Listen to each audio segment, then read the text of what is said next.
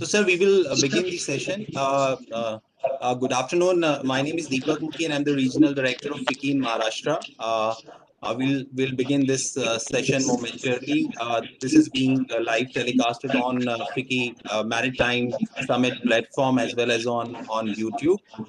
Today's session is for the benefit of audience. Today's session is divided into parts. The first part will focus on sharing investment opportunities in Maharashtra across maritime and its allied sectors, and we have privilege of having participation of Honorable Minister of Ports, Fisheries and Textiles, Government of Maharashtra, and senior officers heading these concerned departments for this particular part.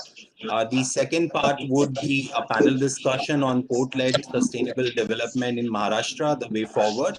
And again, we will have senior officers and leading industry voices from a private sector for this discussion. So further, without any delay, let's begin the proceedings, and let me invite someone who was recently instrumental in a smooth implementation of GST in Maharashtra state and was awarded the PM Award for Excellence in Public Administration in 2017 as part of a group which worked on bringing GST to reality. He has many more similar achievements to his credit during his 32 years of experience as an Indian Administrative Service Officer.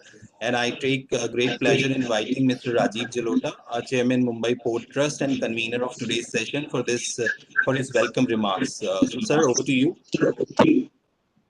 Thanks, Deepak. I and my co-convener and panelist, Mr. Urmesh Wagh, extend a warm welcome to our Honorable Minister, Shri Aslam Ramzan Ali Sheikh, in charge of the Department of Ports, Textiles and Fisheries for the Government of Maharashtra, and all our esteemed speakers and participating delegates to this special session on investment opportunities in the Indian state of Maharashtra. The participants and speakers are in different time zones, and I believe that all of them will find the session exhilarating and absorbing enough to keep them fully awake and involved. Our speakers and panelists are from diverse backgrounds and will weave you through their rich experiences while presenting a cryptic view of the boundless opportunities that Maharashtra has on offer. The state of Maharashtra is blessed with 720 kilometers of coastline and two major ports, the Mumbai port and JNPT. As a prelude to Maritime India Summit 2021, these two major ports have signed 57 MOUs worth 55,400 crores INR or 7.7 billion USD, indicating huge investor interest in ports sector in Maharashtra. In the last decade, Maharashtra Maritime Board has taken bold initiatives by developing greenfield ports like Jaigarh and Andre ports. Besides these two ports, Reddy Port and Dighi Port are also under development. There are other success stories such as Jindal Steelworks, which has developed a cargo terminal at Amba River, Dharmtar Creek, a perfect example of port-led industrialization. Maharashtra has the highest FDI among any other state in the country, with it being the most industrialized, contributing 15% of country's industrial output and having highest exports. It contributes 16% to India's GDP and is a big production house in automobiles, pharma, toys, domestic appliances, textiles, ITES, gems and jewelry, etc. The Maharashtra Industrial Development Corporation is focused on developing industrial nodes with ports as focal points. Maharashtra has a scenic coast in the districts of Raigad, Ratnagiri, Sindhudurg and Palghar, providing tremendous potential for tourism. Water sports, including scuba diving, due to its abundant friendly tourism policies. Such activities are already in existence at Tarkarli, Vingurla and Kaship. Mumbai has arrived with a bang on the international cruise map of the world. Urban water transport is an area of immediate interest, which is in renewed focus and development, both at the federal level as well as the state level, to ensure that the burden on road and rail is reduced. The RoPax operations at Mumbai is a perfect example to showcase the benefits of urban water transport. Several other water taxi routes are planned to connect Mumbai with Navi Mumbai and other coastal locations near Mumbai. I strongly urge upon the delegates to have a serious look at the plethora of risk-free investment opportunities in maritime and related avenues in Maharashtra, like the ports and terminal development, port connectivity related projects, urban water passenger and cargo transport, port-led industrialization, and coastal tourism. The bios of all speakers are kept in the session database for use by interested participant delegates. Hence, I would not be mentioning the bios of the speakers. I now invite Dr. Amit Saini, the Chief Executive Officer of the Maharashtra Maritime Board, who will meander you through the ports-led Maharashtra's maritime growth story. Over to you, Amit. Thank you very much, sir, for giving me this opportunity to showcase Maharashtra Maritime Board with its full opportunity potentials. I request Deepak Mukhi to please play our video, please.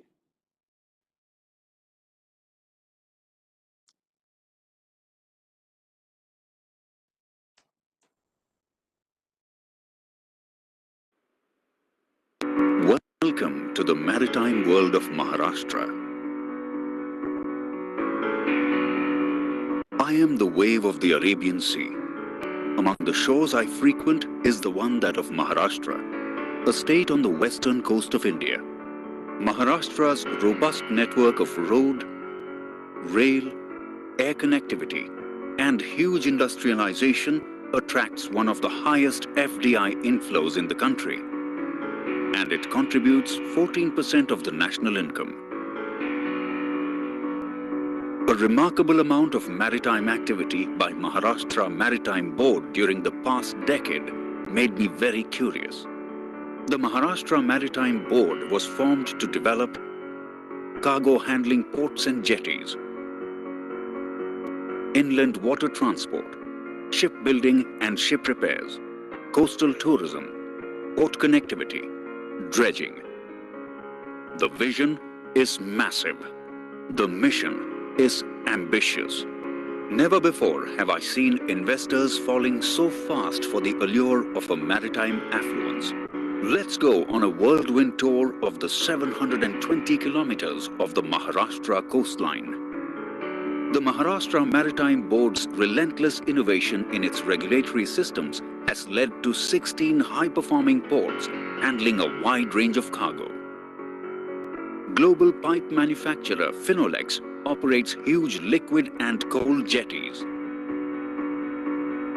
Dabhol Port, apart from having highly mechanized LNG terminal of Konkan LNG Limited, also has an enormous potential for coastal cruise tourism. The huge JSW port at Jaigarh, with its 7 fully operational berths and a draft of 19.5 meters, efficiently handles vessels of 200,000 deadweight, is a vital gateway for EXIM trade. The port also hosts the crucial FSRU-based LNG terminal. Then, the all-weather Angre port, with its state-of-the-art ship lift system, has provided the much-needed impetus for the ship repair industry. Large-scale import-export takes place at Dighe Port, operated by Adani Ports and Special Economic Zone Limited. The twin riverine ports in Dharamtar Creek, operated by JSW Infrastructure Private Limited. And PNP Maritime Services Private Limited are strategically located for linkage to the dedicated freight corridor. The huge waves of maritime development are constantly expanding horizons, which includes the rapidly developing jetties for large-scale coastal cargo. The Ambuja jetty at Belapur is one of them. The doubling of cargo handled in the last 5 years is simply amazing. More seaports have been proposed to expand the trade base. The Maharashtra Maritime Board's scope of work is as vast as the sea. Its detailed roadmap for waterways connectivity between Mumbai suburbs and cities is exciting. Fascinatingly, even road vehicles are riding the sea waves through Ro-Ro ferries. And the game changer is the Ro-Pack service between Mumbai Ferry Wharf to Mandwa. Shortly, a Ro-Pack service from Mumbai's Ferry Wharf to Kashid will also help people to sail from Mumbai to Kashid. The infrastructure is being prepared for the same. An East Coast water transport route connecting Belapur to New Ferry Wharf and Vashi to Thane is also connecting soon by using hovercraft. Riding on the development wave and to harness the pristine beaches, Maharashtra Maritime Board have embarked on the promotion of adventure tourism through adventure water sports and other activities like training in sailing, windsurfing, and open sea swimming, etc. For the serene tourists' experience, there are fancy floatels. 2 of these are already operational near the Bandra Worli Sea Link, and there are more on the cards. There seems to be an absolute high tide in tourism here. Oh, I almost forgot the enchanting, majestic lighthouses and the forts. But the board hasn't missed its tourist potential, and plans are afoot for creating facilities for tourists at lighthouses and forts. A sprawling marina coming up at Belapur is taking all my attention, and one more marina at Mandwa has also been planned. The astonishing range of Maharashtra Maritime Board's work also consists of sprawling next-generation ship repair facilities, along with an upcoming shipyard cluster in Ulwe, Belapur. There is no low tide to Maharashtra Maritime for now, and the state's latest maritime development policy is an indication for the same. Our transformation is equally sustainable too, with the government of Maharashtra and Asian Development Bank with Sustainable Coastal Protection and Management Investment Program at Mirya Bay and Climate Resilient Coastal Protection and Management Program at Bhatiye Beach, Ratnagiri District. With these sustainable efforts, MMB is going green with each passing day. I have visited several shores across the world. The Maharashtra shores have impressed me the most. A new sun is definitely rising here. Being part of these shores, now I am no more just a wave. I am now the wave of change. Join us on the grand voyage of the maritime world of opportunities. Maharashtra Maritime Board, transforming coastline.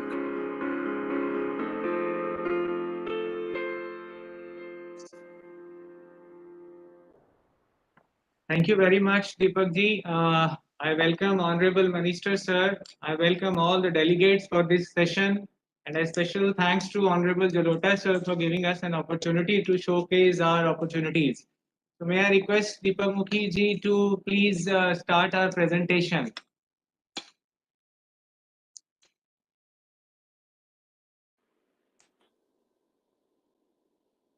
Thank you. Because of the paucity of time and since my video has already given a glimpse of what Maharashtra is up to, so I'll be quick and running through the presentation, which are more important points to move. Next slide, please. Next slide. My presentation would be to how my policy is supporting my investment opportunity. Next slide. Next. I'll be skipping through certain slides. Next. Next.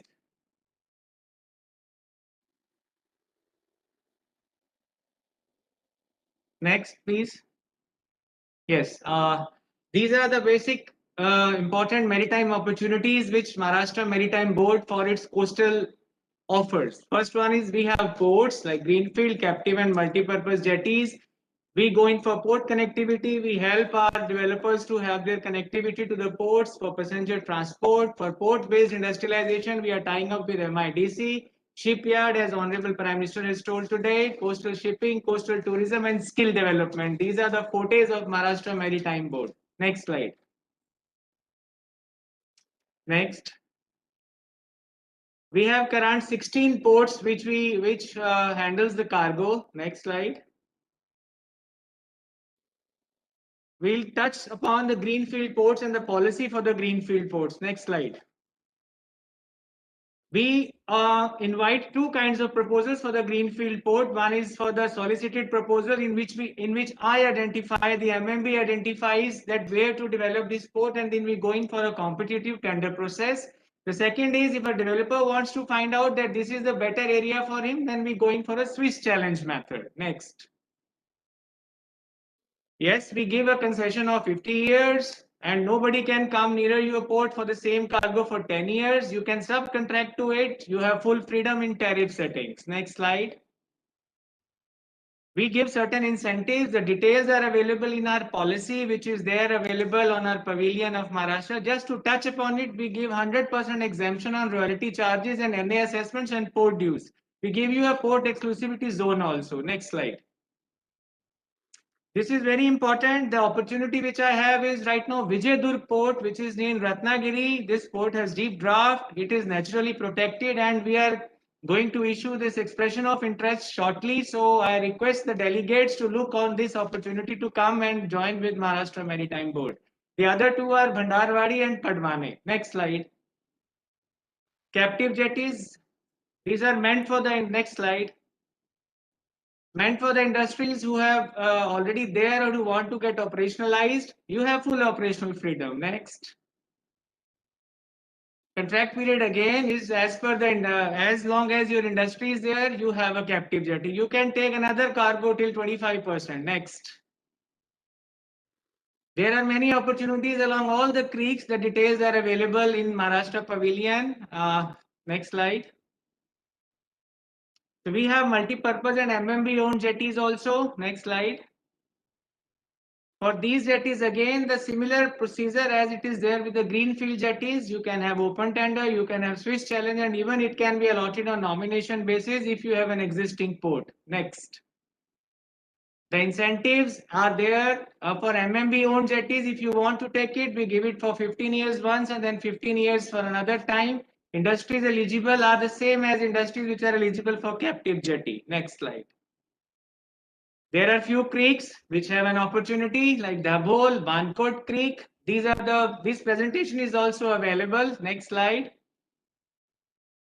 Revedanda Creek and Jagged Creek. These creeks have high and sufficient depth in which you can come and take our MMB owned jetties for a purpose. And this is a great opportunity for the delegates and the others. Next slide. Next. We are a helpful hand for rail and road connectivity also. We either give a special purpose vehicle, we go in for equity investments also, we give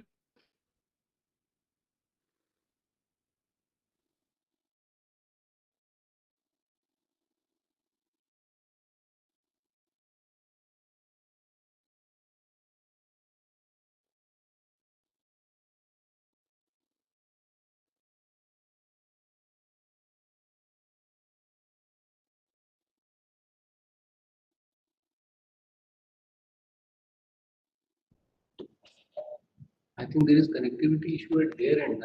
Chetan, did we lose them?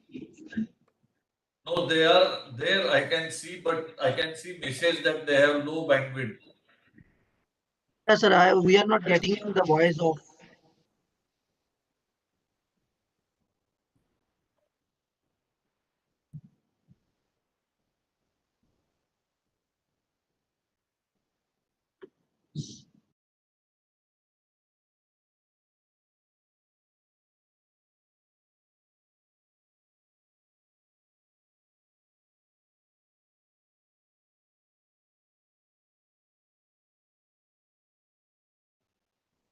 Amit, actually, we lost you in between.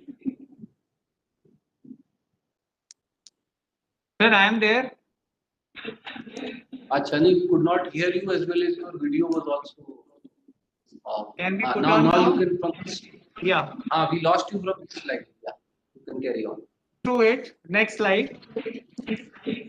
Next slide. Next. Next. Next. Next. Yes. The forte of Maharashtra Maritime Board is passenger water transport. Next slide. We have 51 operational routes. We take care of approximately 2 crore passengers in a year. Next.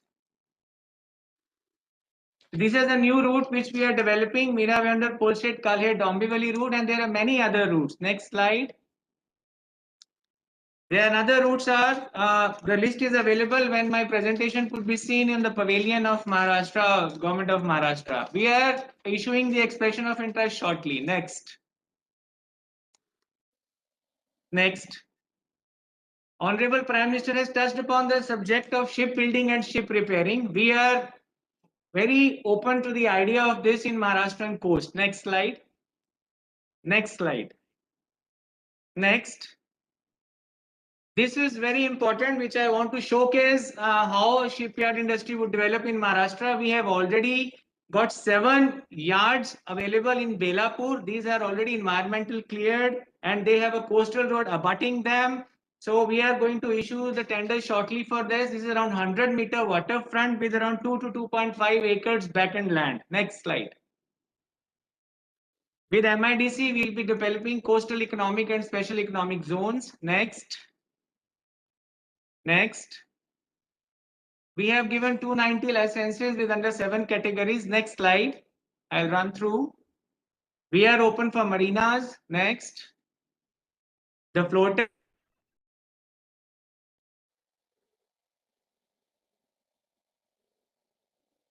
with the port of Rotterdam and memorandum of understanding has also been signed for training and education purposes. Next. These are the other activities being done by MMV. The details are available in our pavilion. Next. We have gone green as was there in our video. Next. Next. Next. Next. Next. These are the beaches which will be touching in our phase 2 of project with ADB, Ganpatipule, Mahim, Devba, Tarkarli, Kashid and Marine Drive. Next, in consultation with MPT. A glance of opportunities. Next. Thank you very much. Please join us on the wave of Maharashtrian growth story. Thank you. Thank you for giving me an opportunity to showcase Maharashtra.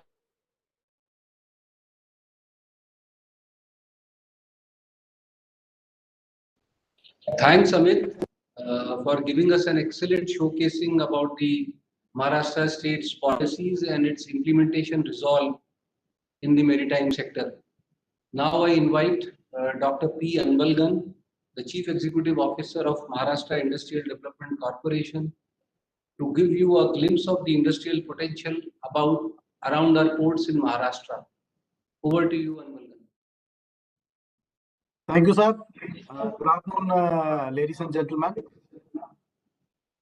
Deepak, can we start the presentation, please?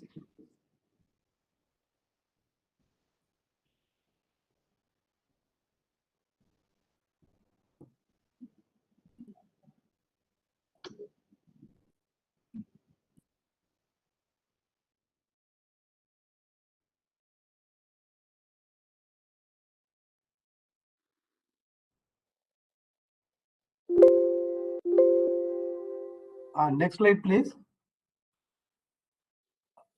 Maharashtra, like it has 10% of the land area of the country, but it contributes somewhere between like 1/5 or 1/6 in entire, I would say, entire industrial scenario. Like for FDI, we almost account for more than 1/3 of the FDI, and the first subnational economy which is marching towards $1 trillion. And also there has tremendous potential with like 710 engineering and like technical colleges, and state has a large number of like skilled workforce at the employable at 68%, and it has like 5 international airport and 13 domestic airports, and also it has 2 major and 53 minor ports.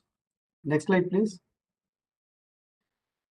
We can see here there's a snapshot of where exactly the infrastructure is leading our state. Close to 40 billion US dollars is being there on various projects, more than 30 plus projects, and close to half of the state's population is being impacted, be it like Navi Mumbai International Airport, Mumbai Coastal Road, Mumbai Trans-Harbour Link, even Maharashtra Samriddhi Corridor, like Prosperity Corridor, and metro projects in Mumbai, Pune, Nagpur, and also Nasik.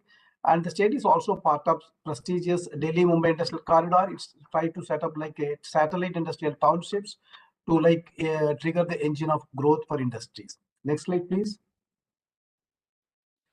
MIDC being one of the largest industrial development corporations in the state, the country, and it owns more than like 250,000 acres of land at around 289 industrial estates.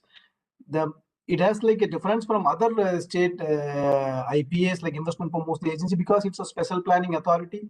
It also develops infrastructure, be it water, drinking water, like STPs, CETPs, even common hazardous waste transportation facilities and effluent treatment plants. And it also has specific chemical zones, particularly for APN and chemical. And also it has a specialized parks, starting from like Silver Park to even Floriculture Park. Next slide, please. This is a snapshot where exactly the state stands in like leading sectors, like be it, like I would say the 17% share in the chemicals and pharmaceuticals again, somewhere again close to 20%. Automobiles again crossing like close to 21%. The state also leads in like leather, footwear, toys, oil and natural gas. And it's the second largest exporter of software, also like IT and ITS. And state is a very dominant player in food processing, electronics, textiles and apparel. And of late, the aerospace and defense is also like gaining very much of importance. And these are thrust sectors where the state tries to command either the first or second position in the state, in the country. Next slide, please. The Magnetic Maharashtra 2.0, there are like key reforms launched which will like facilitate the investors to do a business in a much easier way than which was used to be earlier. It's like a plug and play infrastructure where like more than 40,000 acres of land is earmarked, where like short-term rentals and plug and play infrastructure for anchor units, and also where the captive vendors are there. The mega permit or a single permission for almost more than like 100 odd permits and spreading across 20 departments. Also like guaranteed in 48 hours. The Mahajobs portal is again a portal which is trying to supply a skilled manpower across like 17 sectors for plus 950 skill sectors. Of late, almost we have a close to 40,000 jobs are advertised. This is running. This is being run by MIDC with the help of a professional HR agency. State also runs an investor first program where we also appoint relationship manager for all the like major investors. Next slide, please. I think this is being taken care. Next slide, please. This is also like I think Amit covered. Next slide, please. There are 5 areas which I am like concentrating on that. This is a bulk drug park or a integrated pharma city which is being developed at around 5,000 acres of land close to like Revdanda jetty, and it's going to come up with a state-of-the-art like environmental infrastructure with like even like a steam supplying capacity at around close to around more than 1,400 tons per day, and also more than 750 mld of like ATP and more than 130 mld of like water, and with electrical infrastructure. State has put this park at a very different value proposition, like even like it's like compared with like Vidarbha, Marathwada, like much I would say like developing areas. So the incentives, the power subsidies to power, all being guaranteed in this park. So this is going to be one of the most like valuable place where you can invest for like API, bulk drugs, chemicals, and also for formulations and also biologicals. Next slide, please. Second is a Dighi Port industrial area. It's going to be developed as like a Mangaon high-tech city spreading across 15,000 acres with a lead thrust on chemicals, ESDM, food processing, ties, and oil and natural gas, of course, pharmaceuticals. It's been associated with the National Industrial Development Corporation, which we used to call Delhi Movement Industrial Corridor. It's like a joint venture project. So it's going to be developed as a city, unlike an industrial estate where you will also have a social infrastructure in like 40% of the land area. And also railway connectivity is being merged from like Dighi Port to this place. Next slide, please. Kolhapur is another area where it's being developed as an engineering hub, just 30 kilometers from like new Mumbai airport, and also an hour drive from JNPT Lake Port. It's being developed as a logistic and engineering hub, and just close to the Mumbai-Pune like expressway, so 5 kilometers away from that. And this is also the area where we should concentrate. Next slide, please. This is an additional Taloja, and Taloja is an already existing like very notable industrial estates close to abetting, I would say, an industrial international airport, upcoming international airport.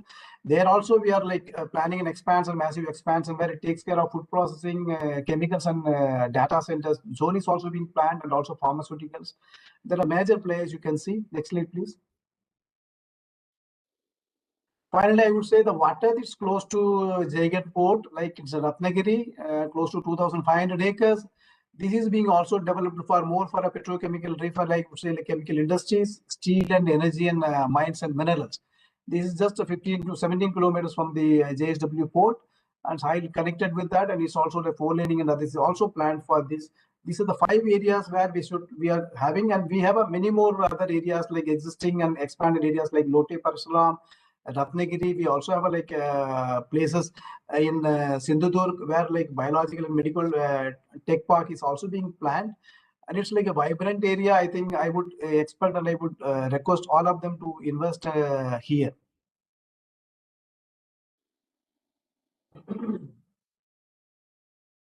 Deepak, I think it's done. Thank you so much, and we have shared our contact. I think we would be contacting you for any other further guidance. Thank you. Thanks, Dr. Anbalgan, for giving a fair amount of impression about the opportunities that industries department offers around the ports of Maharashtra. The participants will make full use of the information that you have provided.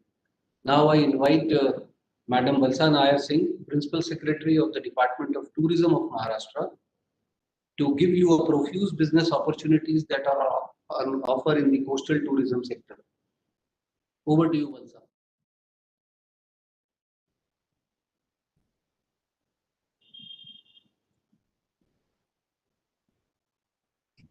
I think you are muted, Valsa. We can't hear you.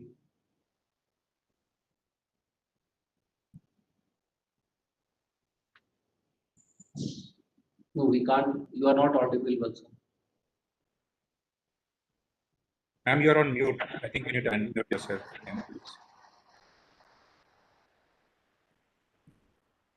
Chetan, can you unmute from your end? We can just send a request to unmute.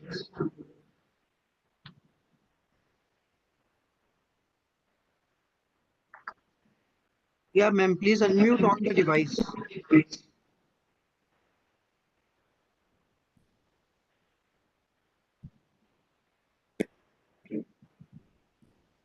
I think she's still muted.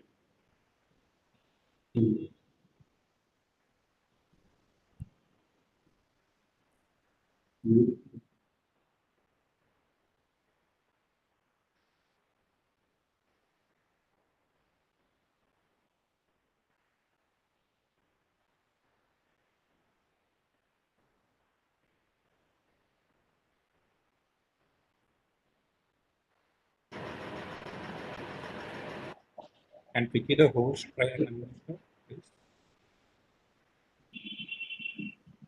I think host has already requested, but they need to unmute. Chetan, can you try another time from your end? Sure, sir.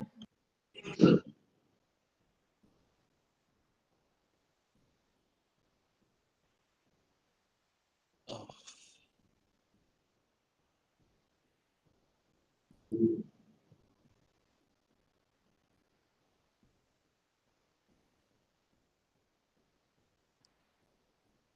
What to do, Deepak?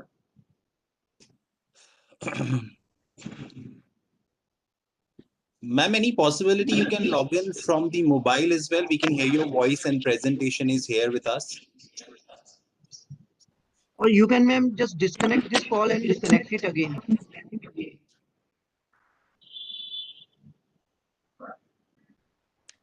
Sir, in the interest of time till we get connected, maybe can we move on and then invite her again later on? Yeah, so I'll request the Honorable Minister. Yeah. Yes.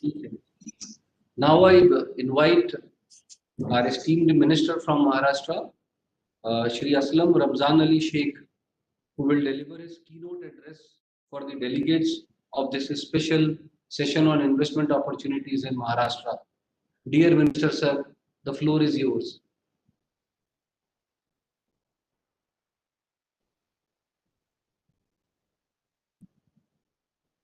Hello. Amit, I think आपका mute पे है, unmute करिए. Yes, now it's unmute. I think so Hello. everybody can hear me now. Yes, sir. Yes, sir. I'm extremely delighted to be a part of Maritime India Summit 2021 and feeling honored to have an opportunity to showcase the achievement of Maharashtra and abundant area for investing in the state maritime sector. The state's 720-kilometer coastline, coupled and skilled human resources and strong industrial base, has a significant potential for development of maritime sector and play a pivotal role in its economic growth. It is from the perspective that the government has come up with a port policy in 2016 and have further amended in 2019 to give an impetus to the development of ports, shipyards, coastal shipping, inland water transport, etc. Its focuses on improving ease of doing business by enabling a faster mechanism for approvals and clearances, with the Maharashtra Maritime Board providing the requiring and holding to the private sector. The policy also provides number of fiscal incentives like exemption from royalty on minor minerals, non-agriculture taxes, electricity duty, port dues, waiver, etc. The policy aims at synchronizing maritime and industrial development.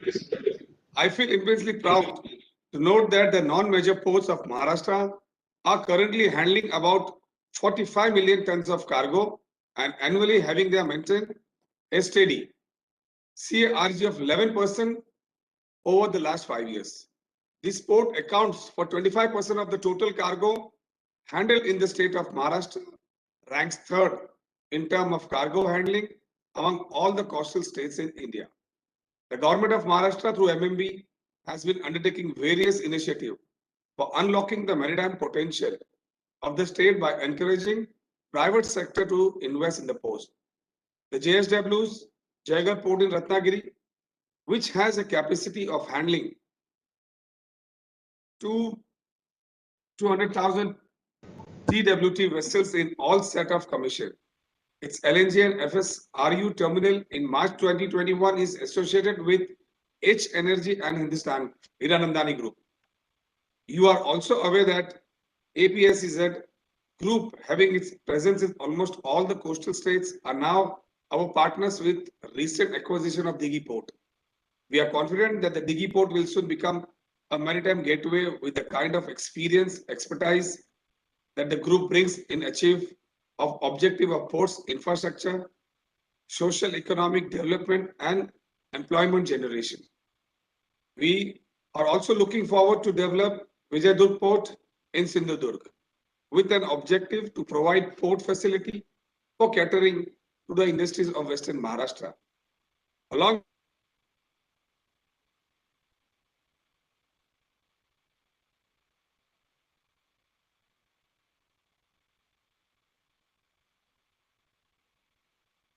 board in preferred by the numerous countries. Wherever water are available, Maharashtra is also blessed with an extensive network of fleet, having a huge potential for passenger transport. Currently, about 20 million commuters are using ferry services on the waterways of Maharashtra. With a view of tap enormous potential, the government has embarked upon several projects of infrastructures, development for the promoting passengers, water transport along the coastal bed of the state. With the help from the Government of India, in terms of financial assistance under the ambitious Sagarmala program, MMB has successfully developed jetty and related infrastructure facility to run the Profex ferry services between Ferry Wharf, Mumbai to Mandwa, Raigad. The Profex vessel operating on the route has a capacity of carrying out 500 passengers and 150 vehicles in single voyage. The people are now able to reach Alibag from Mumbai in only 1 hour, as against the cumbrance road travel about 3.5 to 4 hours. This RoPax ferry service has provided the necessary boost to the tourism in Raigad district in particular and nearby areas of Konkan region in general. To further strengthen the public transportation, MMB has undertaken about 20 new projects for RoPax and passenger jetties under Sagamala, which are expected to commence by the end of 21-22. This will not only reduce the travel timing, but also act as a green initiative by shifting the road traffic to waterways. With the growing shipping and maritime activities on the coast, the government is also paying attention to facilitate shipbuilding and ship repair activities. Angre Port in Ratnagiri district has developed a state-of-art ship lift facilities for undertaking repair to vessels. Some small-scale shipyards have come up in Dharamtar and Alibag, area of Raigad district. Panvel Creek, being it a proximity of Mumbai harbour, is one such area. We are targeting to develop as a shipyard cluster. Private players are also encouraged to set up a shipyard along the coastline of the state. MMB is also promoting coastal tourism by allowing marinas, hotels, water sports on the coast. Several tourism jetties are emphasized in coordination with Maharashtra Tourism Corporation to facilitate tourists to the rich seaports. As a green initiative, MMB has embarked as an eco-friendly measure and assistant of Asian Development Bank to tackle the erosion of beaches due to the impact of sea waves. With this, I welcome all the participant stakeholders to Maritime India Summit and invite you to invest in the area of opportunities in Maharashtra maritime sector on behalf of my government and MMB. I assure full support and hand-holding of facility. Your investment.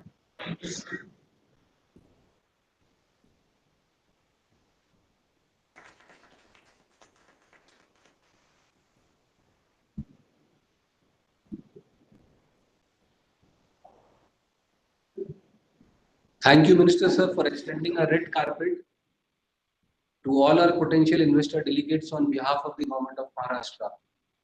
The forward-looking policies that Maharashtra state has taken will really propel the growth of maritime sector in the state. I believe Valsa is now online. Can she deliver her talk? Can you hear me now? Can you hear me now? No, I think your voice is not clear at all. It's blurry. Yeah, so I am now on the phone audio and I hope you can hear me. Yeah, now it is fine. Please give us a view on the coastal tourism side. Yeah, sorry for the technical glitch. Deepak, can I have the presentation?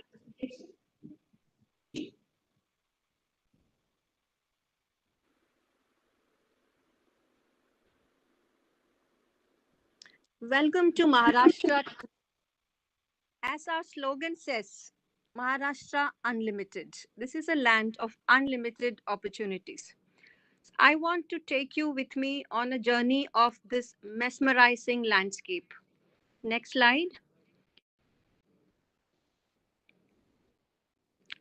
This is a land of the beautiful Sahyadri Ghats on one side, rolling down to pristine white beaches, the land of unique biodiversity, of intriguing marine life, majestic seaforts, the scrumptious local cuisine of Konkan.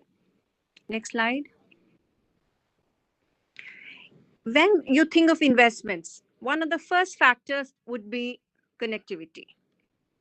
Now, this is a coast which boasts of the best connectivity, be it road, be it rail, or airports. The airport in Sindhudurg district of Maharashtra is in the final stages of completion for operationalization, and the second airport in Ratnagiri is also underway. Next slide. Why Maharashtra? When one talks about investment in hospitality, why should an investor choose Maharashtra over the other states? We have all the answers for you. Apart from the beautiful landscape which I tried to show, Maharashtra has recently been voted as the best performing state in India in tourism. This was done in a national survey in 2020. One of the main reasons is the policy level interventions done by the state government in the last 1 year. The most prominent among them would be giving the industry status to hospitality. This has a direct impact on electricity tariffs, on water charges, electricity charges, on property tax, stamp duty exemption, and many of them. This also makes an investment in hospitality in Maharashtra a much, much more feasible option now. We've also come with a new policy of public-private partnership of MTDC resorts and open lands. Under this policy, some of the best open lands and resorts of MTDC would be thrown open for bidding for a JV or a long lease of 90 years or for an O&M partnership.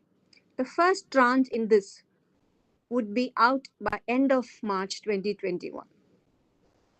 Under the tourism policy, there are special incentives also for all the investment in the tourism districts. The airport I had already mentioned, and one of the main policy intervention has been in ease of doing business. The number of licenses to operationalize a hospitality sector has come down from 70 to just 10 this year. This has been, I think, a very big landmark achievement in our ease of doing business journey. We've already signed 3,000 crore worth investment in the last 1 year. Next slide, please. Some of our attractions, because as they say, the pictures can speak 1,000 words. So we have some of the most beautiful beaches in India, to name a few: Anjarle Beach, Kashid Beach, Murud, Ganpati Pule, because most of them are not really in the tourist domain as of now. One has heard of maybe the 4 or 5 big ones, but others are all the gems which are just waiting to be discovered. Domestic cruises is something which one could think about to open up all these beautiful beaches. Next. But our USP in the Konkan area is the Indian Institute of Scuba Diving and Aquatic Sports, ISDA as we call it. ISDA is an institute under the aegis of the government, and I would say probably the best institute for scuba diving in the country now. This has opened a big world of underwater tourism. As professional divers tell me, the waters here are much more clearer than the waters elsewhere, and hence one gets a glimpse of the beautiful marine system here much better. So this has the programs for the beginners as well as for advanced scuba divers. From scuba diving, we have also moved on to a large furrow of water sports activities and just about to add submarine tourism also into this. Submarine tourism, speedboats. So the choices in ISDA are many. Next, please. The investments we've had so far successful in the Konkan region. One, we start with the Taj Group. Taj has just signed an MOU with the state government for a 5-star hotel in Shiroda in Sindhudurg district. And Fomento Resorts is already in the final stages of another 5-star hotel also in Sindhudurg district. We have 2 more hotels have signed up and in the initial stages which are in Devgarh. And under the PPP policy which I mentioned earlier, we are coming out with 3 of the MTDC properties in this coastline. One being Ganpati Pule, the Harihareshwar, and in Mitba. All these things, as I said, the tenders would be out in the end of March, and I would really request all the interested delegates to please note this date and also contact us for any further details one would require. Next, please. It is not just the waters, the marine sports, which beckons a tourist or an investor to Konkan. We have much more than that. It's for the adventurous seekers, the Sahyadri Hills. And as we move over to Ratnagiri, it's for the one who are thirsty for knowledge, the history seekers. Here you have petroglyphs in Ratnagiri, which are dating back to 10,000 BC. And also of recent, the Thiba Palace, where the last king of Burma was imprisoned. So it is this place as a mix of everything, for something for everyone, as we say. Next, please. Now coming back to cruises in Mumbai, a few statistics which would say that we are on the rise, but a lot more to be done. From 30 callings in 2008-9, we've moved to 44 in 2019. And also domestic cruises is something which has taken up very well, which, like the earlier speaker said, the RoPax and the inland waterways. So I think that is something which would have a lot of scope in Maharashtra to open up. Next, please. And the tourists who comes to Mumbai, the cruises which are calling at the Mumbai port, there is a lot to offer in the city too. So there are a lot of one-day options which we have worked out, and we are adding to this ever-growing list of destinations in Mumbai. We have just added the BMC Heritage Walk, which would be of, I'm sure, great interest to someone who loves architecture. We are looking at Kotachi Wadi, a small village within a city, as to be showcased, and a slew of other tourism, entertainment, and interesting destinations are just in the to be launched very soon. Next, please. Just to make the beaches, which are one of our major attractions, to ensure that the tourism development happens in a regulated manner, we have recently launched the beach shack policy. This ensures the beach facilities which come up in the right manner, in the right place, to identify the sites, to ensure that there is no ecological damage because of these, and to promote local cuisine, local employment. So in the beach shack policy, we have selected a few beaches where we are going to try it on a pilot basis. The next slide, please. So these are the beaches where we are trying it on a pilot basis from this year onwards. Next, please. Some of the potential concepts which we are talking about, other than the resorts and the cruises, are, I would say, very unique to this landscape. Next slide, please. We are talking about developing an integrated fishing village here, to showcase life as it was maybe 50 years ago, how unique it was to this landscape. So we would be showcasing the handicrafts of the place, the cuisine of the place, the kind of unique architecture the place has. So this also would be, I'm sure, of great interest to any visiting tourist or investor. Next slide. We also looking at medical and wellness tourism as one of the big post-COVID interests. So about wellness now, everybody wants to get away from, after a full year of lockdown, get away to back to nature, and the best time to get into a big wellness tourism aspect in, and which place better than Konkan for that. Next slide. And island development, because there are a lot of minor islands, so one day excursions to these islands, something which can be worked out. Request, Varta, please rush through. We are on late. Yes. Next slide. So our USP is the heritage sea forts which we have. These are majestic sea forts in the Arabian Sea, offering panoramic views of the landscape, and also stood over all the ravages of time. They are a really unique heritage fort, and also a must-visit destination for anyone who comes to the state. Next slide. Fort secures again, just a repetition. Next slide. So that is it. I'm really thank you for all that, and I would also request that one international cruises also to increase the calling to Mumbai, work out to increasing the spread of domestic tourism and more of hospitality investment. Please do get in touch with www.maharashtratourism.gov.in, and once again, thank you. Thanks, Valsa, for the invigorating story of Maharashtra's coastal tourism sector. We are slightly short of time, so I will now be taking you to a panel discussion where 6 esteemed panelists will be participating in issues related to maritime sector and multimodal logistics. It will be moderated by Shri Jagan Narayan Padmanabhan, Practice Lead and Director, Transport and Logistics, CRISIL Infrastructure Advisory on Port-led Sustainable Development, the way forward. So over to you, Jagan. to take Thank us you, to sir. this interesting session. Thank you, sir.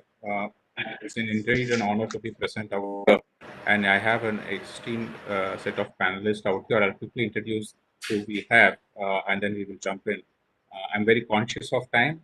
Also, for the people who are there on listening to the session, there is a Q&A chat box. Please feel free to put your questions across. This is a one-time opportunity where the highest level of policymakers and the private people are there, and those questions will be addressed by them after the panel discussion is over.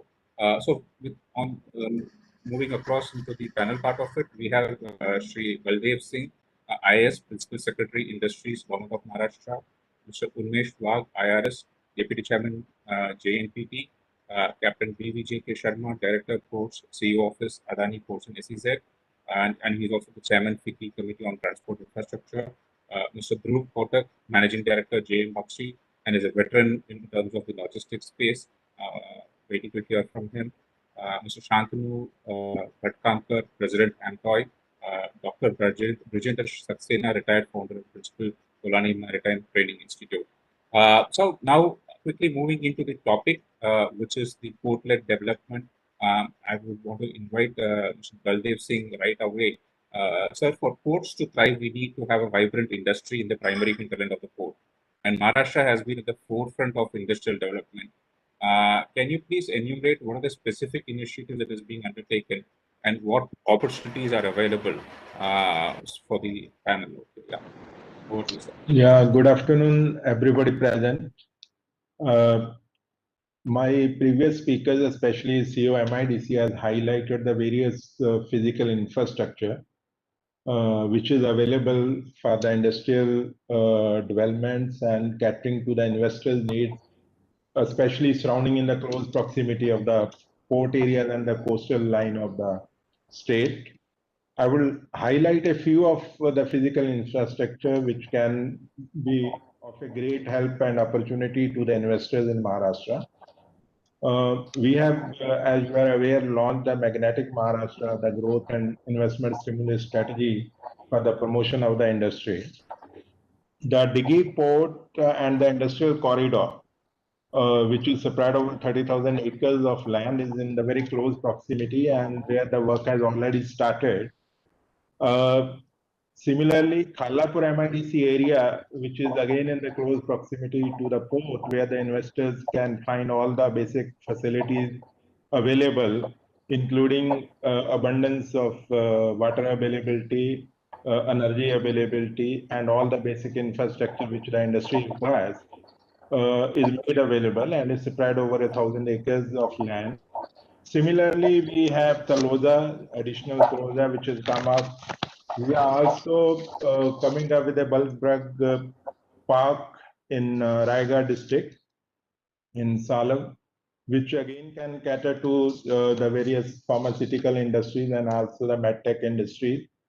The thrust areas, of course, has been the chemical engineering, food processing, data center, ESDM, pharmaceutical, which we are trying to attract in these areas. In addition to the physical infrastructure, which has been elaborated in detail by the CEO MIDC and my previous speakers, including CEO Maritime Board, I will also like to point out that Maharashtra has a very well-oiled machinery to deal with your requirements, your needs, and we have a very successful single window clearance system which is set up in the state, which is known as Maitri, where all your permissions are available at the single point interface, which can be availed of the potential investors. We have also created recently Mahaparvana portal dealing with the various departmental issues and permissions so that they can be expedited. We have also created a portal, Mahajob portal, where the skilled manpower from within the state has registered and is at your disposal, those who want to set up their shops here. There's no dearth of single skilled manpower in the state with all the network of the educational and professional institutes which are existing in the state of Maharashtra. And under the ease of doing business, all the procedural issues, the time and procedures taken for various clearances have been already taken care of. I will point out like the labor was one issue which the industry was facing. So most of the permissions, the licenses, approval, registration which required under the labor department, they are all brought online with a payment gateway where you don't have any personal interface, so you can get your clearance within the stipulated time frame. And in any case, any delay happening there can be escalated to next level so that it can be quickly dealt with. But when we look at the dashboard, we see that more than 98-99% of the compliances are happening within the stipulated time frame. So that is greatly helping the industry to set up their shops here. And we have a very attractive package of incentive policy for the industry, especially for the mega, ultra mega projects, which you might be aware, most of you. And we also look into the customized packages if any particular industry is in need of. And in order to attract certain sector investments, we have brought even independent policies like in the field of biotechnology, in the electronics. We have the logistics park policy, which is facilitating the logistics parks and catering to all the space requirements. So all these has been created and they are awaiting you. And I'm sure that the port-led industry will be greatly benefited with whatever initiatives have been taken, and we are ready to look at any issues which particularly emerge when you are setting up your shop here. Thank you. Thank you, sir. I think that's very aptly put. You've covered across in terms of, I think, with a paucity of time, you have kind of put what are the key developments which is happening, and also how you are gearing up to satisfy the needs of people investing out there. Moving into Mr. Umesh Wagh, so JNPT being a gateway port provides immense opportunities to industries to be located near its vicinity. And to further sweeten this, you are also having an SEZ, which offers significant fiscal benefits. Could you kindly enumerate more about it? I just like to show you one small film. Deepak, could you play that? Yes, sir. Chetan, JNPT is the video.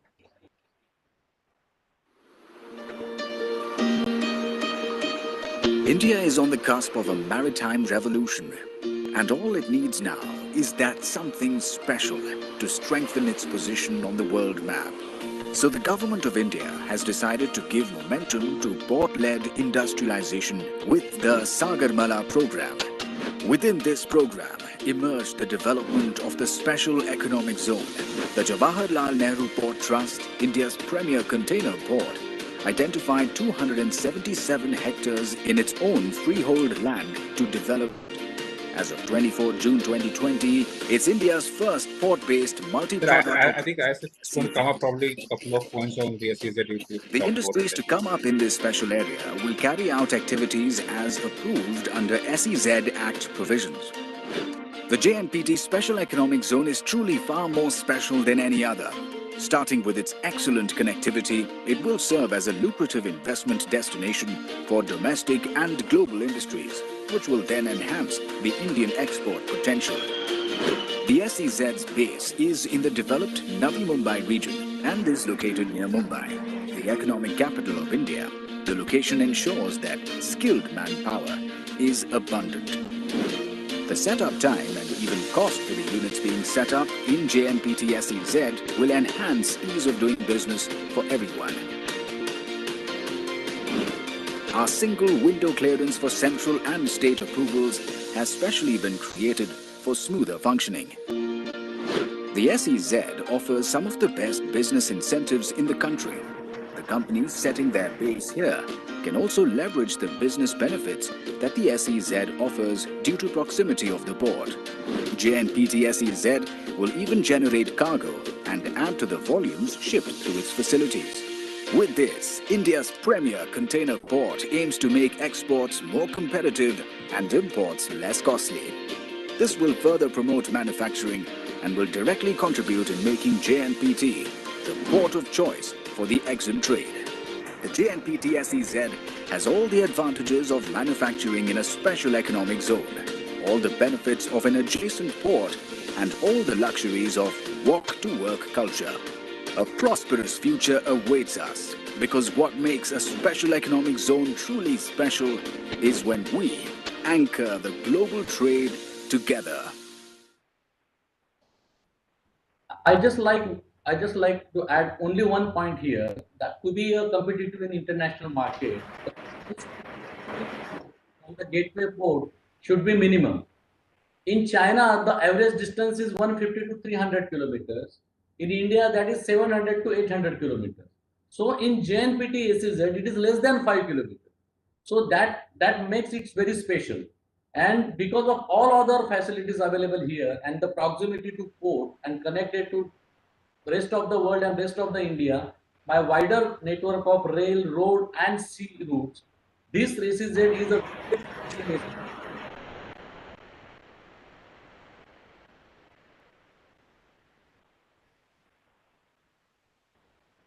hello. Yeah, sure. Thanks. Surely, an SEZ near our gateway port is of immense benefit to the users. Thanks for that wonderful part of it. Moving on to Mr. Captain BVJK Sharma. Sir, you have participated in multiple facets of developments: greenfield, brownfield, rail, road, airports, ports, and currently you are working on the Dighi port for the Adani side, and planning to invest close to 10,000 crore. So, what are opportunities you see in the port infrastructure that is going to come up in the state of Maharashtra, and how does port developers like you going to benefit from that?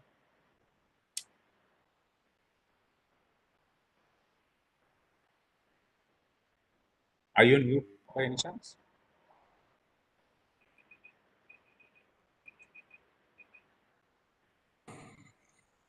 Yes, thank you, again. Thank you everyone for giving us this opportunity, and Dighi port acquisition through the NCLT process is going to add more further in our port capacities.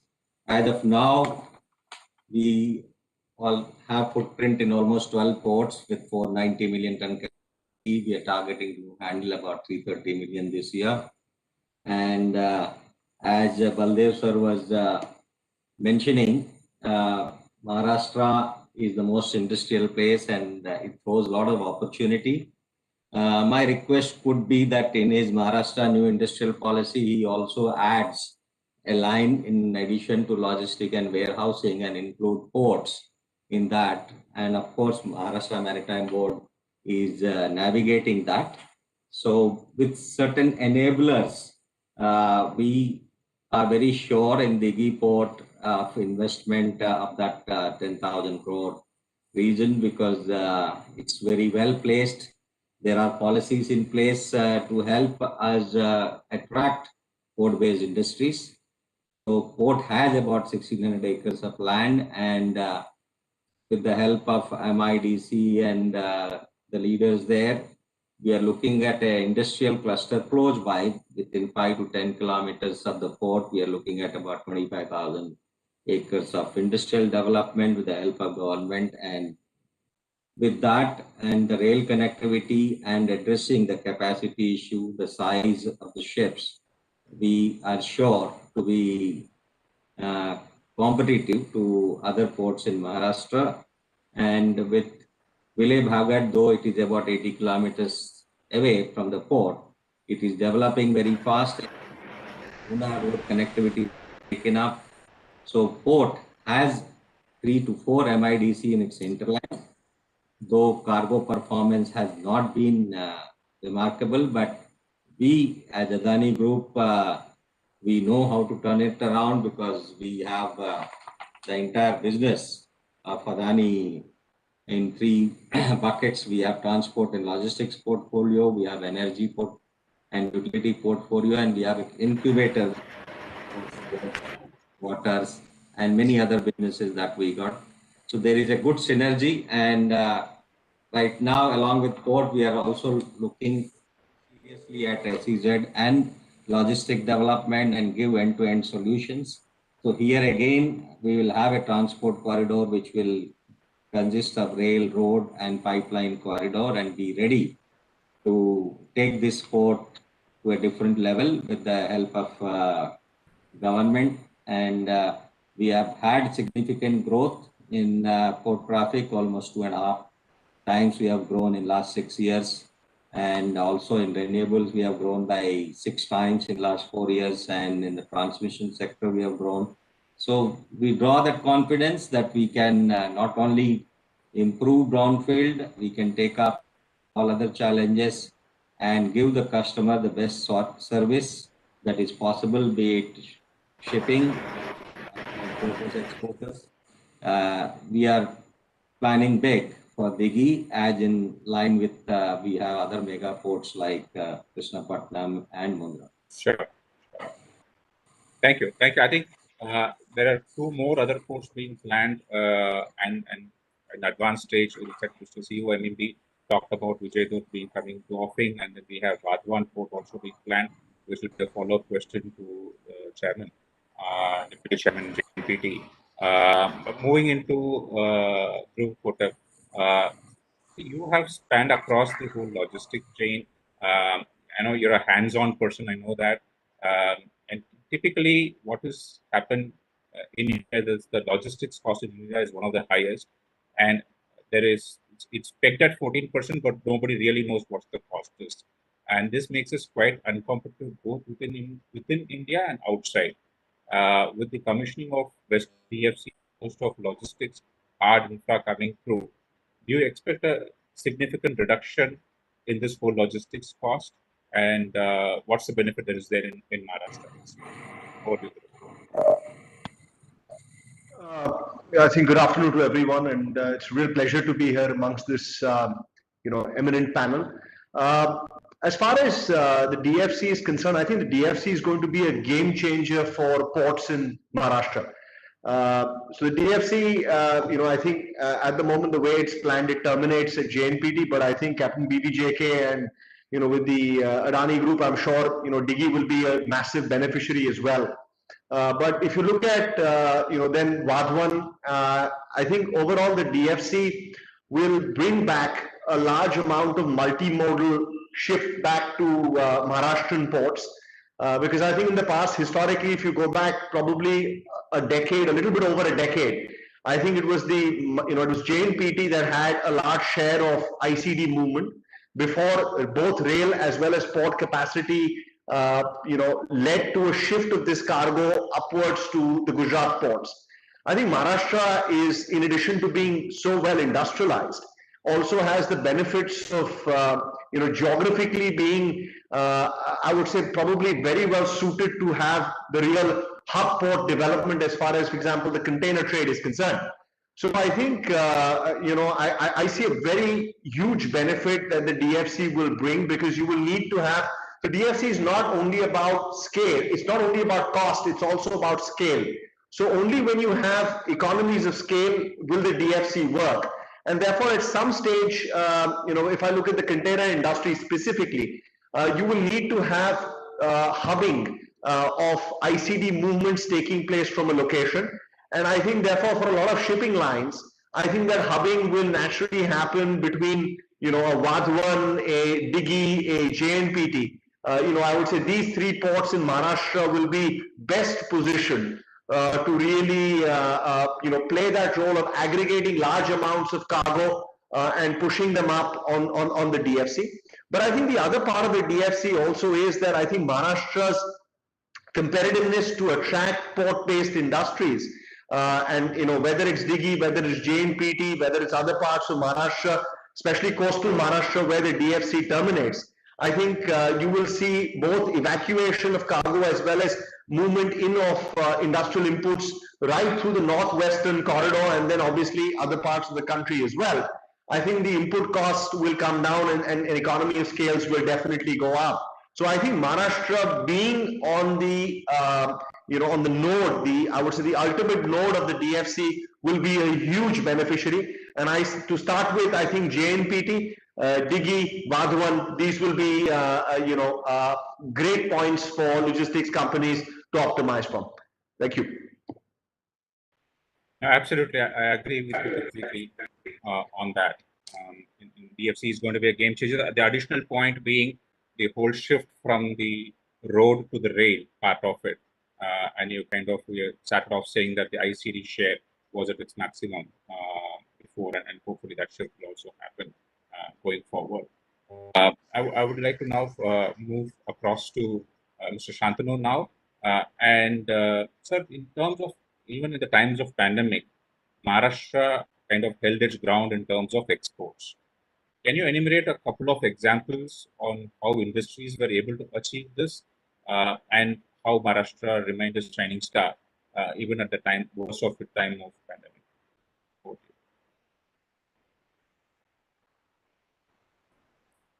Shantanu? Sorry. Namaskar and thanks for the opportunity. And in interest of time, without much ado, I will come straight to the point.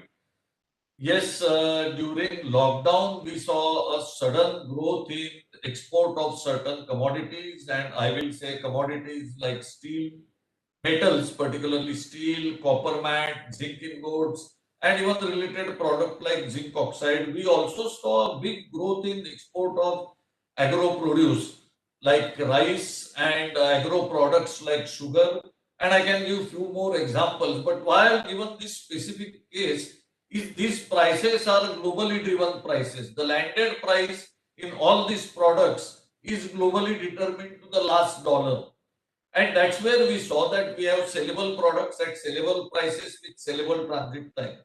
So it does make a good case that we have abilities to grow in Maharashtra and depend on port like JN Port.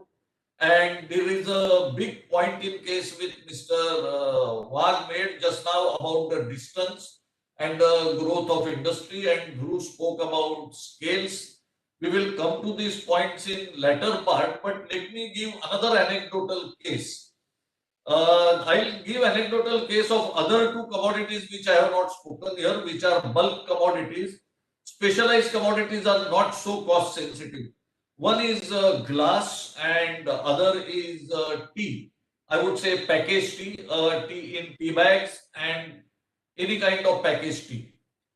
Two global companies have plants in vicinity of Maharashtra, and we attend their global vendor meet because they are big customers. And one thing we hear in every meeting is good news is your Indian plant, which is of course in Maharashtra near Jain port, distance of 150 kilometer or 15 kilometers, is as good as any other plant in the world. And bad news is it is as good as any other plant in the world. What these companies do is say they have between 8 to 15 plants, but roughly take a take 12 as a number. They keep operative only top 12 plants or 10 plants, and other two plants they close down and move to a more competitive location. So we have ability to attract such price aggressive investors. But I spoke about two or three commodities. I have customers who handle more commodities and I have some suggestions. I think my 3 minutes are over. If I get chance in the second round, I will precisely dwell on those points. Thank you. Thanks for keeping a tab on the time, and really appreciate that. I'll just move on across to the most important part is on the skill part of it and the development of manpower, because all of this can happen, but if you're not having a holistic development, that's the hallmark for any industrial development. In fact, Maharashtra has a distinct advantage vis-a-vis others as they are the largest state economy of the country with good contribution from all three primary sectors. We want to invite Dr. Brajendra Saxena now to talk about what are the unique aspects that Maharashtra offers, which are different from other states, and how the skill part of it can be taken up. Over to you, Doctor.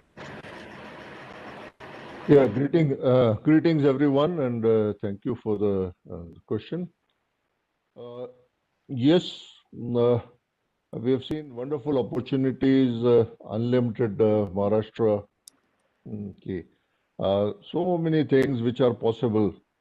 Okay, but really to succeed, we need a well-trained manpower. Okay, Otherwise, all these opportunities and the government support are not going to take us very far. Okay. So the point I'm going to make is two things. One is that opportunities exist. But as I said, that we need the trained manpower. So the 2 points which I'm going to address, one is the availability of the training institute which can service this sector. And number two, the youngsters, do they have that kind of aspiration to get into this kind of a life? Okay, both these are important, you see. Okay. See, now question is what kind of skill sets are required? Okay. You see here that we are talking about manning of the ships, we are talking about logistics, and we are talking about, you know, the back end, the office end also. Okay. So there are certain areas where India is, or especially Maharashtra, is quite advanced. The Pune, which is the Oxford of the East, has some of the best maritime training institutes, and the products are going in all the global maritime industry or the shipping industry. Okay. As far as the logistics are concerned, they're a little unorganized. There are some very good institutes, some not so much. But even the logistics sector, the requirements are changing. You see, you have, you know, smart cities coming in. You are talking about e-commerce. You know, so we're not just talking about, you know, the transport chain. We're talking much more to service the requirements of the customer. Okay. So that is the area where there are tremendous opportunities which could be available and which could be there. Okay. Furthermore, there are some new areas, for example, shipbuilding and ship repairs. Okay, which is supposed to be a India. We've had, you know, the first shipyard opened many years back, and we still talk about the Lothal. But unfortunately, that area has lagged behind, and therefore there are many stories which can be created there, and the development can happen. Now I talk about the aspiration of the people. See, as far as the seafaring is concerned, people from Konkan have made a name for themselves for ages together. I have said with many of them, and they're really good and trustworthy. Okay. I've seen one of the surveys which was done, and the tourism and the transport sector was, I think, third or the fourth preferred industry of the youngsters among Maharashtra. So there are a lot of aspirations. There are lots of academic institutions where good education-based students are coming. There are almost about 800 ITIs which are there. Okay, but there are many areas where we need to work on, and the awareness need to be increased. You see. Absolutely. I think the skill Maharashtra part is a of large it, country. Yeah, exactly. So the that's skill where we need awareness to do. and development. I think Exactly. Then all this will be a successful story. Yeah, I would like That's to what I come wanted to come add. back into just on seeing the time part of it. I think some of the panelists may need to jump into the next session Sure. as well. Thank you. Just Thank coming back to Dr. Baldev Singh. Sir, we talked about the whole ease of doing business you touched upon at the start of the point. I think having heard from all the people, what does Maharashtra got to offer? Because that's the buzzword, and even from a World Bank ease of doing business, you know, Bombay and Delhi is one of the key areas in which they look at it. But Maharashtra, how are things it made things differently, and what does it got to offer to the industry? Can you name it, please? As you are aware, under ease of doing business, the DPIIT, which has the mandate to deal not only with Maharashtra, but various states, is coordinating. But Maharashtra has made special efforts. Like I mentioned at the beginning also, one of the area which the industry was always concerned about was the labor reform. So whatever structural changes were required that we had brought, then whatever permissions, registrations, approvals were required, they are made all online where you don't have any personal interface. Now with further codification of the labor laws into 4, and the rules are under being formulation, I think it will further lead to the issues pertaining to the labor. There's still certain legal compliances which we are trying to minimize so far the labor is concerned. Some of the local acts of the state we are looking into as to how to minimize their interference or in the seamless and smooth working of the industry. That is one area. The other I mentioned, like we have created the single window mechanism, which is known as METRI, where almost 100 plus permissions which are required by the industry from various departments, they are available at the single window. And in case of any issues emerging out of that, where the permissions have been delayed or escalated to the next higher level, there's a mechanism to have interaction with the industry and to sort those out on a priority basis to make the whole experience seamless and smooth for those who want to set up there. The third thing I mentioned about is the Maha job portal which we have created, which the last speaker was also mentioning about the skilled manpower availability. Now, our effort and objective is to bring the skilled manpower on a single platform and which can cater to the needs of the various industries.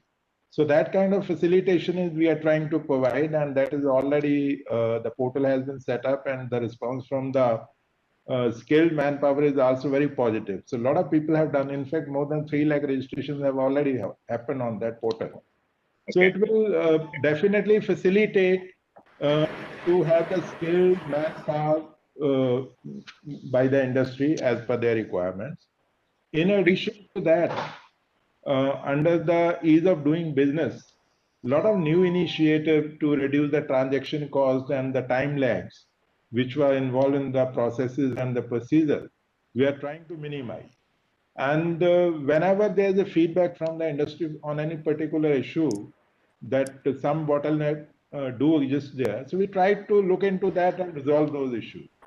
So these are the various initiatives which the state government has taken and trying to ensure a very seamless, smooth experience for the investors. In fact, under the Magnet Maharashtra, the response was very good. We have already signed more than 54 MOUs with a targeted investment of more than 1,20,000 crores. So hopefully they will have a very positive experience, and that will carry forward to the further investment we are hoping. Then no, absolutely, because I think in terms of the whole private sector participation, it needs to take center stage. I think that this will help in bringing in the PPP and more across. I'm just conscious of time. I think there is another question which Mr. Dhruv Kotak and BVJK Sharma ji need to attend. 1 minute to each of you, sir, to kind of quickly talk about anything specific that you want to add to the forum. Yeah, Mr. Sharma, I see your hand up. Yeah. Are you on mute by any chance? I think you're on mute. You're on mute, sir. While we have policies for new investment in greenfield locations, we also need to have some brownfield where incremental investment in areas where a person brings in investment, creates employment opportunities. So those policies are also required for incremental investment done by anyone in the state, where brownfield expansions are also given due importance. Absolutely, I completely agree. Over to you, Dhruv. Just a very small point. I think the city of Mumbai is a very, very important center, economic center for Maharashtra. And I think, both the state government needs to enable projects within Mumbai port that can help with distribution logistics for the city of Mumbai. Which I'm sure Mumbai Port will take up, but the state government also needs to, I would say, proactively work with the Mumbai Port to enable that to happen. Anyway, thank you so much for having me here. Thank you, Dhruv. I think Dhruv, Mr. Sharma, if you want to log off, please carry on. I think we still have about 5 minutes. There are a couple of Q&A sessions. I'll take them, but please go ahead. Thank you very much. Thank you very much. With the permission of Chair Jalota sir, we will switch to other sessions.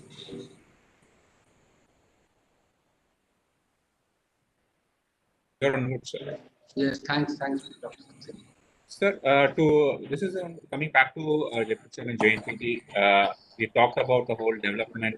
Mr. Sharma talked about the brownfield part of it. Now talking about the greenfield, JNPT is embarking upon a massive development in terms of the Vadhavan port, 65,000 crore being expected to be pumped in. Would you want to kind of give 2 minutes, and because that will be a huge propellant of growth for the entire state and probably some of the neighboring states as well. Yes, you rightly said. I mean, to address the growing demand of the EXIM trade and also knowing the fact that JNPT is exhausting its capacity because after 10.1 million TEUs in next 5 years, JNPT will exhaust its capacity. That's why Government of India planned a new port on the west coast because there is a demand and supply gap in future on west coast. So in February 2020, the Union Cabinet approved the setting up of the country's 30th major port at Vadhavan, and the total investment, as you rightly said, approximately $9.3 billion. Vadhavan is located in Palghar district. It has a deep draft of 20 meters and minimal need for maintenance dredging. That's why it is a very cost advantageous port over all other neighboring ports. So when it is completed, it will have 9 container terminals with 18 berths, Ro-Ro, liquid and coastal berths. When all the berths are completed, then its capacity will be 23.5 million TEUs, which will be 3 times more than the JNPT's existing capacity. With all this capacity, the Vadhavan port will be the only Indian port in top 10 ports of the world. And as you are aware, the Palghar district is not that developed district of Maharashtra. So looking at all these aspects, there is a huge opportunity for the investors all over the world to invest in Vadhavan port because it is a landlord port, totally landlord port, and area around the Palghar district where a lot of industries will come in future. Thank you. Thank you. I think I'm just conscious of the time. We are already 4 minutes ahead of our 3:30 schedule. But there are a couple of questions in the Q&A which has come up. With the permission of the chair, a couple of questions we will take which are relevant and then probably call for vote of thanks. Is that okay, sir? Yes, Jagan. Yeah, sure. So I think one of the questions which has come up is on top in terms of port dues, that in terms of neighboring countries, it's quite low, and in India it is still fairly high. So I think representation probably not in terms of the Maharashtra government here, but I think has been put across saying that that needs to be considered to have a very port dues which are more commensurate with the neighboring countries. The chair or the COMB, if they can address that, would be great. Yeah, just I would like to add here that Mumbai port is considered as one of those ports where some of the charges are slightly on the higher side. But still, for coastal cargo, we have given a good amount of a subsidy. Plus, we are also aiming to reduce our charges through cross subsidization by township development, and that we have resolved in the Maritime India Vision of 2030 as far as our port is concerned. That when the township development happens, those profits will help cross subsidize the cargo part. So in say a couple of years or 3 years time, our cargo rates may come down substantially. And similar is the effort, I think, from the Maritime Board and other boards, because the Maritime India Vision policy has stated as one of its objectives of reducing cost of doing business in the maritime sector. Jagan, I just like to add that the government of India is aware of this issue. There is a committee issue so that these charges can be reduced in future. Excellent. I think that's more heartening, and there's a committee which is formed to look at it, and hopefully we'll get a positive outcome from that.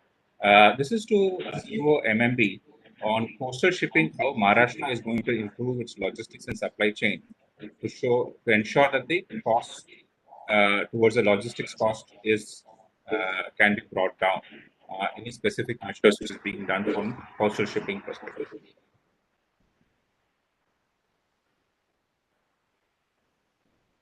Sir, you're on mute, CEO. Yeah, we have one port, one charge policy on our coastal shipping, and we give certain kind of rebates of 20% rebate and 15% rebate, and we charge only once during our inland cargo movements. But yes, we are open to any new policy change or policy initiative which any developer or anybody is interested in, so that we can move ahead with a good coastal cargo concept. I mean, we are open to any new ideas. Absolutely. I think there's one more question which has come up in terms of overall development in terms of the creeks and having an overall master plan. And they would want to come and meet you and the MSRDC minister. So I'm sure you would be more than happy to engage with them and do that. Yeah.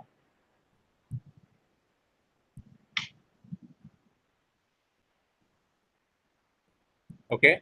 Council meeting, we are raising this issue. Okay, great. I think these are some of the questions which has come up. The one which is there is clearance procedure for vessels, especially cruise ships arriving in Mumbai, move to a uniform, paperless, and efficient system, which is being talked about. I think MBPT is in the forefront in terms of the cruise development. In fact, more than domestic cruise has doubled, and also with the MMB pitching in, there's a lot of cruise development both in the international and in the domestic side. So this is one which is there. The point is that to move towards more a paperless, digital kind of operations. That's the question. This is actually on our agenda.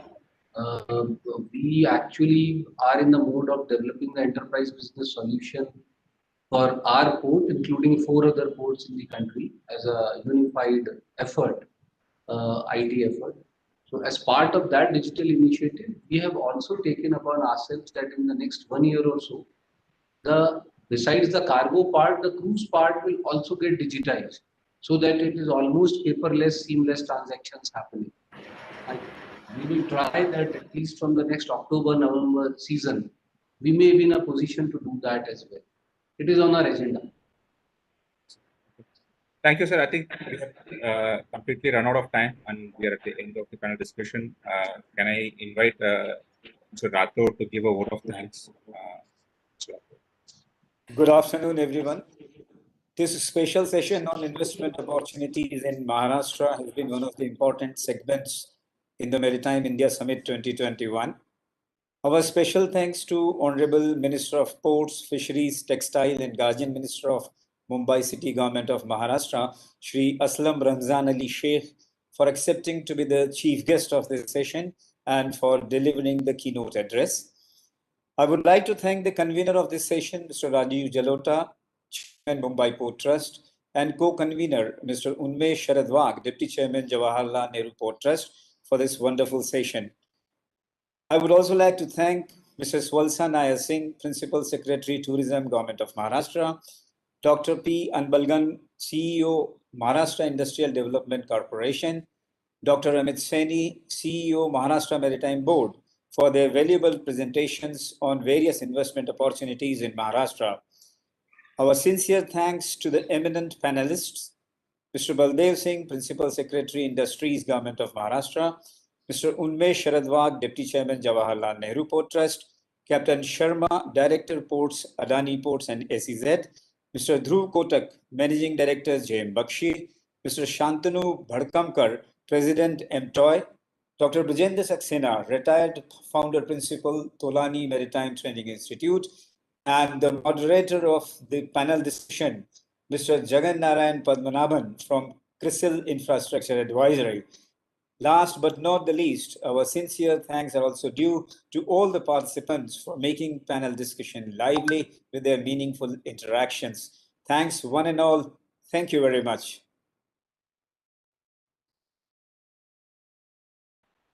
Thank you. We'll come to a close on this. Thank you. Thank you, everybody. Thank you, everyone. Thank you very much.